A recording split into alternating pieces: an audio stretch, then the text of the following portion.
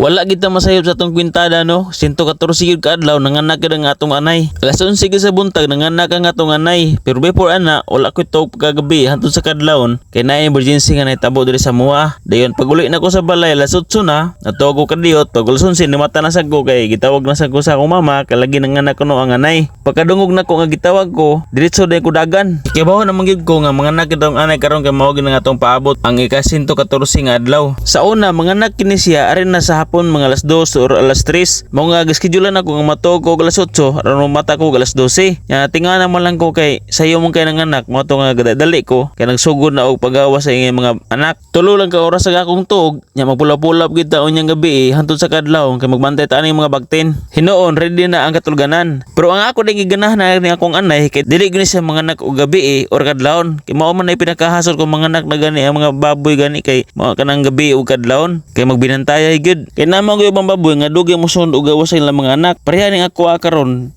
niabot og halos motulo ka oras usa pa siya nahuman. Dili man ta na siya ngani sa una pero at least nga nagawas gyud tanan ng mga anak. Pero naalagi na sayang nga usa kay wala gyud nabantay dayon sa akong mama nya ako natuog sad nya wala dayon matrapuhi ang iyahang ilong. Murag nalumos siguro to amo na gyud na sayang usa pero sige lang okay ra na. Unya ang pamaagi na ko ani aton ibaligya ini glutas ning baktin baligya ato na diretso para makarool na sad ta sa atong ginansya. Pero kung dili man gani mahalin naman sa December nga umabot kana sigurado gyud nga mahalin kay di man kayo ang mga baboy ana. Og sa katong mga gusto day nga ma-order no or kana magpa-reserve daan katong mga silingan nako para dool-dool lang pwede ra mo mare diri or ihatod lang nako kay sakto kay nibuhion para pang December. Pero nasayot ta sa tumanaba no kay tan-an mo guna ko dako man yan tiyan abi nako udaghan ang iyang anak. Pero karon same ra gyapon 13 gyapon ang iyang gigawas pero napo ginasayang usa so 12 na lang. Pero goals ra gyapon na at least nga dili maubos sa napo buok. Og ako ra day ang nagbantayan ni no ganug pagawasan ni mga anak niya na mura na tanig manabang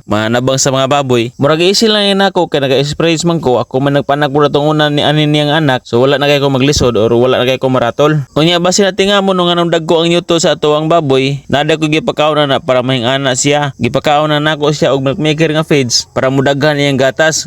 Bisag og mapiit lang ng iyang yutot magawas gid ang iyang gatas. So para nako bisag na nasayang usa grasya gihapon ni kay daghan-daghan na ba puning anaka. Medyo kalma lang taron mag over kay wala pa ko itulog nya mayo sad nga malipas sa to atong basher diha nga maglagot lagi sa atong over. O na nga sir mao ni para imuha na ni bantay bitaw di mo i-share ni nga video ha. So kay pila naman sa minuto nga wala na sulod ang mga bagtin wala na nigawas. Ako na sang ginahinay og paggawas sa mga bagtin kay para makahinay-hinay pud og yutot sa ilang inahang kay para gatasan pod. Nya pagkatataw na kay nigawas naman pud ang inunlan so mao na gid ni tracer gyud sila tanan pero namin na sayang usa so 12 na lang gyud. Final mao na 12. Nya kay mga good size ra pud ang mga baktin lipay gyapon ta bisag na nasayang usa.